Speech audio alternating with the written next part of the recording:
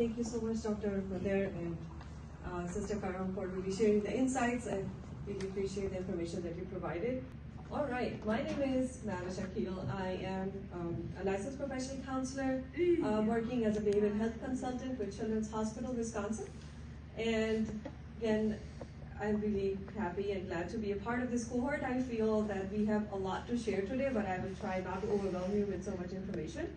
But again, you know, the topic, when Sister Karam shared the topic, building confidence beyond social media, I feel that does play a big role in our youth and the way how they're foreseeing themselves, the way how they're exploring their value system and then their identity formation, as Dr. Mader mentioned. So my topic is a bit different, where I focus more on the numbers. We start with the numbers because we know numbers don't lie. And this is the stat that has been shared by the Center of Disease Control, as we see that up to more than 50% of US teens report using screen time more than 4 hours a day.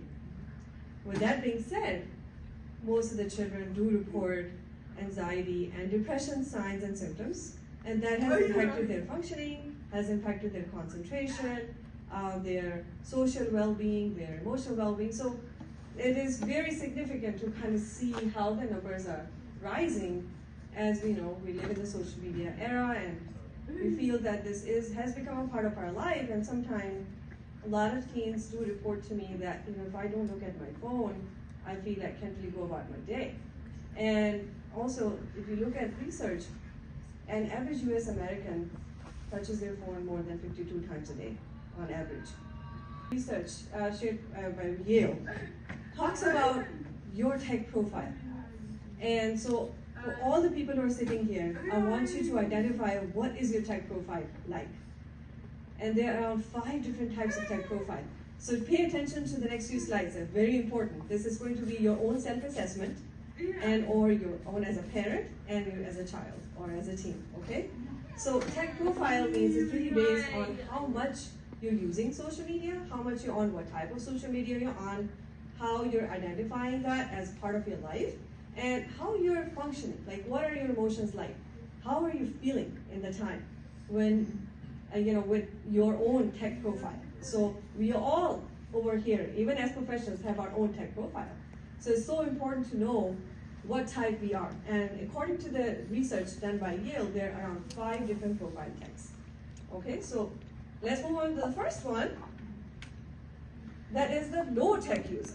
So for any one of you who identifies as a low tech user, has kind of stable mood, they do not show a lot of frustration. With that being said, they have a lot of offline activities, stronger offline profile. So that means that these people are not totally dependent on social media. These people are like, you know what, if I don't have my phone, or if my phone doesn't have the charge, I can do other things to enjoy my day, to just occupy my mind. If I left my phone in my bedroom upstairs, I'm gonna make sure that I do something fun, maybe indulge in cooking, maybe try a new baking recipe, maybe go out for a walk, go out on a bike ride. All these things will help me feel fulfilled, right? So these are the low-tech users. So important to know that this is, you know, some people's tech profile. It's important to also see that these people do report low stress levels and also less comparison pressure. For example, if you're doing something in a kitchen, or if you're going out for a walk, and you know, you're like, you know what, this is something that I'm enjoying right now, I'm more in the moment, I'm gonna care less what my friend posted just now or who's going where, because I'm just being in the moment. I'm trying to be in the moment. So these are some characteristics of a low tech user, okay? Now, moving on to the next tech profile, which is more of an average tech user. Anybody here who can give an example of an average tech user? You can just do a guess. Yes? Someone who uses like technology and social media in moderacy, like moderately. Okay, wonderful. That's a great point. So moderate use of social media, some sort of a balanced use, right? So it's more so a balanced mix, and you're right about that. So these people are mildly, we see that their positive emotion patterns are there, and they may have like the frustration, but normal, like some frustration, like everybody. But they're less likely to depend on the algorithm. We are all aware of the algorithm. Think about it while we wait for the exam. We are scrolling on social media, we have this algorithm pattern, right? So whatever you click, you'll see more likely those videos will pop up. If you see the videos for cooking, you'll see a lot of those videos. If you like to check out videos for exercise, those videos will pop up. So this is the algorithm that basically kind of gets built in your phone. So these people are less likely to adapt to such algorithms. So very important to know that particularly these people who are average tech users, they have a fine balance. Now this group responds well to any of the moderate structure. If you give them some sort of a structure, you tell them this is a routine, they're okay with shifting, like from doing breakfast, going to school, doing their homework, turning off their phones or maybe their games on time, and they kind of get back into transition pretty well. So this is a characteristic of the average tech user. Now let's talk about the high social media users. Who wants to guess the characteristic for those? Anyone? Yes? I'm pretty sure the high ones, they're on social media most of the time in their day. They do stuff, but only for a little bit. Otherwise, they're always. I love that. So our sister is definitely, she nailed it. She said that these people are mostly on the social media for most of their day, and they might be able to do certain other things like maybe their chores, but they go right back on it, right? And you're right about that. So these people, the more important characteristics, the psychological component is that these people have high emotional reactivity. So when something happens, or they're you ask them to turn off the game, or maybe for them to transition from using social media to other activities in life, the offline activities, they may show a lot of irritability, maybe a lot of anger, anxiety, it could be depression, feeling the fear of missing out, that, oh my God, if I turn off my phone, I don't know if I miss a post. I really don't want to miss something that my friend has sent me, a text or something. So these people do have high social comparison to the world. A lot of the girls and boys tend to struggle with poor body image concerns. So we see that in our practice. When I see patients, when I see teenagers, they are reporting to me that, I don't know, I'm not happy with myself. I feel I'm always thinking about myself. I need to do this. I need to bring a change in my life. I need to bring a change in my body.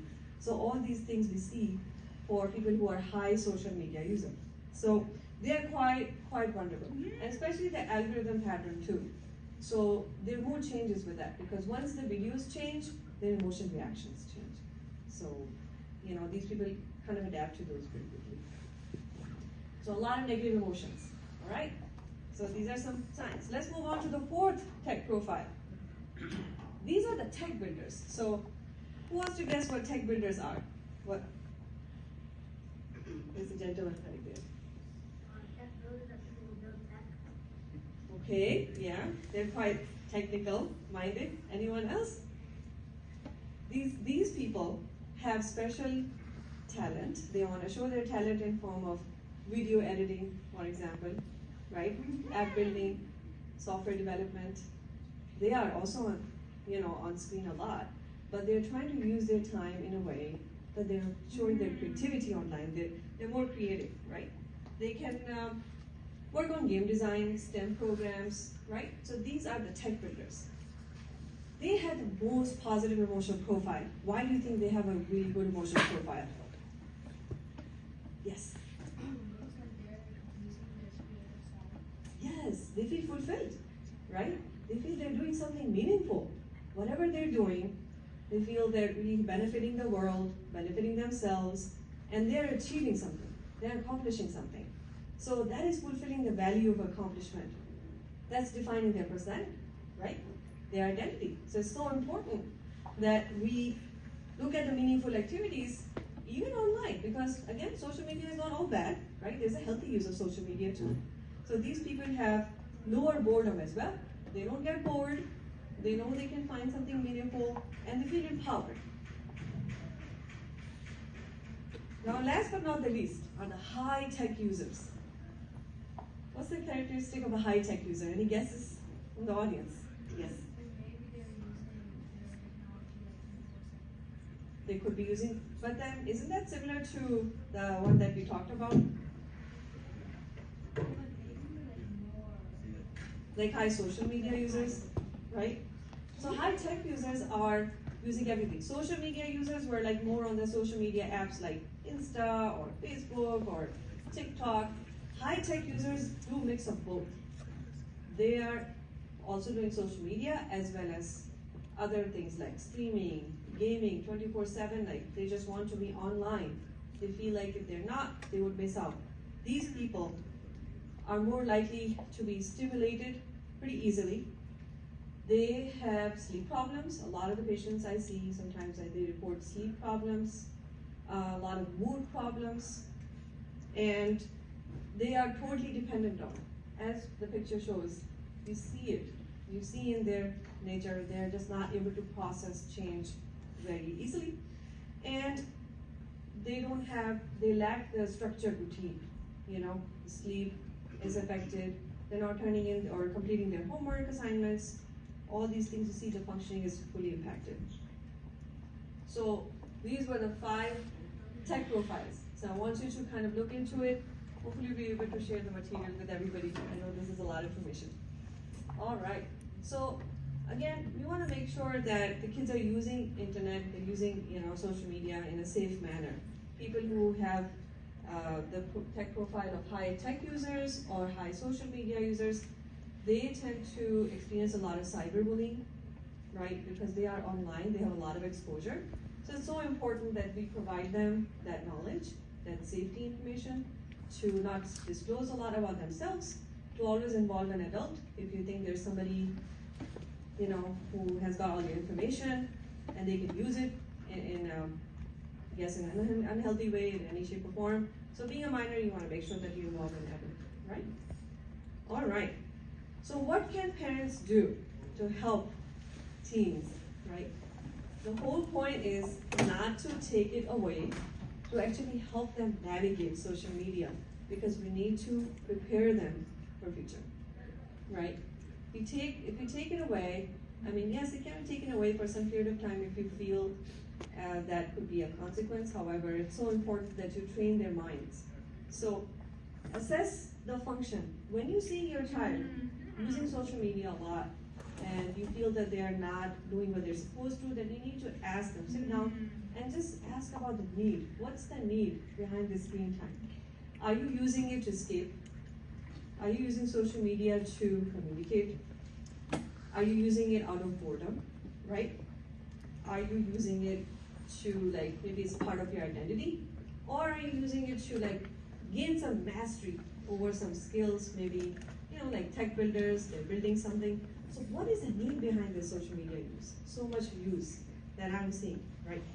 The other question you can ask your child is, how do you feel before, during, and after the use? Is it really helping you? Or you think it's taking away all the time from you? Is it affecting your sleep? So these are the 2 main questions you need to ask your child just to know where they're at, because you need to meet your child where they're at, right? So that's the first part. The second strategy. You build a tech profile. Again, ask or assess. Sit down and talk to your child. What is their tech profile, right? Is it a low, average?